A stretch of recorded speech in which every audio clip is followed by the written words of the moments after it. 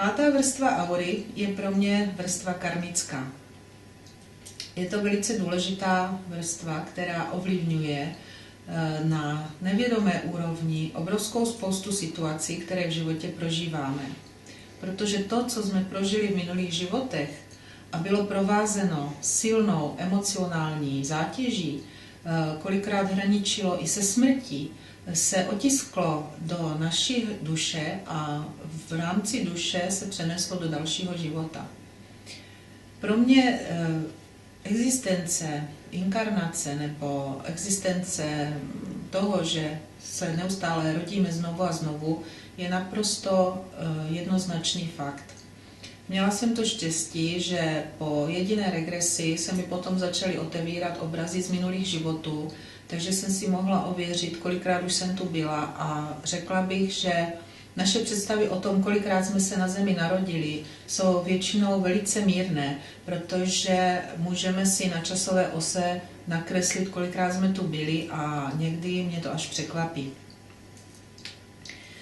Jestliže je nějaký blok na karmické vrstvě aury, tak se většinou ukáže v oblasti páté čakry.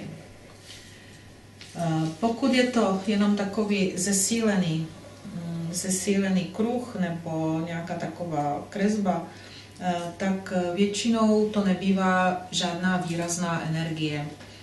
Kolikrát se tento způsob kresby zobrazí, když už se dočišťuje, když už se dokončuje to, co se má pochopit, to, co se má zpracovat z minulého života. Pokud se však na auře ukáže něco takového, tak je to energie velice silná, která vysloveně ohrožuje život a zdraví toho člověka. Může způsobovat dokonce úrazy, nehody a skutečně hraničí se samotnou smrtí. Pokud se nám podaří tady něco takového odhalit, tak samozřejmě je velice žádoucí, abychom tu situaci nějakým způsobem zmírnili. Netvrdím, že můžeme změnit úplně všechno, ale i v těchto situacích jde udělat aspoň něco pro to, aby se celková energie pocházející z karmy zmírnila natolik, aby její transformace nebyla tak dramatická.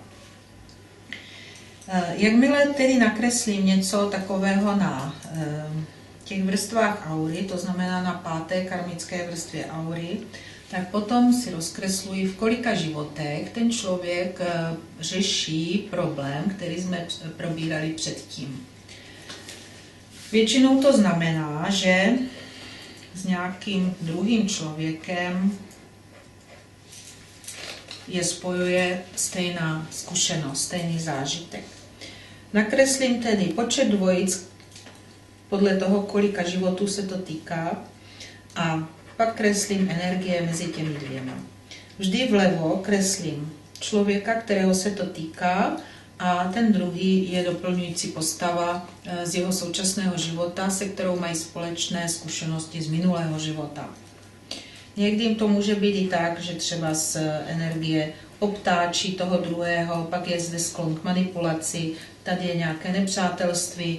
Pokud mě napadnou slova, která souvisí tady s touto zkušeností, píšu si je zase vedle. Mnohdy jde o rodinné vztahy, o vydědění, o ztráty, o vraždy, o zabití ve válce, různé situace dramatické, takže jsou to velice zajímavé jako energie, ale jsou velmi silné a nepříjemné.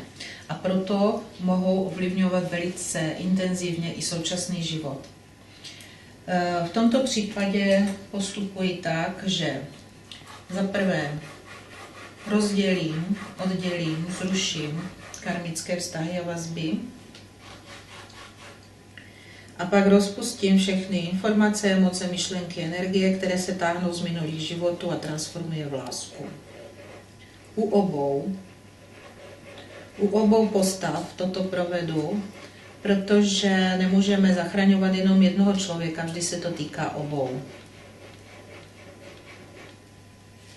Potom v druhé fázi pošlu světlo lásky a odpuštění do jejich vztahu, tak aby si mohli vzájemně odpustit a aby veškerá energie mohla zmizet. z tohoto minulého vztahu. Někdy se také stává, že nakreslím jakoby řádku postav ovlivňující toho konkrétního člověka, kdy z jedné postavy na druhou se předává stále stejná karmická energie. To znamená, že ten konkrétní člověk, který je někde tady dole, je ovlivněn karmou svých předků, karmou celé rodiny. Častokrát to bývá prokletí. Zde postupují stejným způsobem. Jednotlivé postavy oddělím a přes každou nakreslím harmonizační symboly.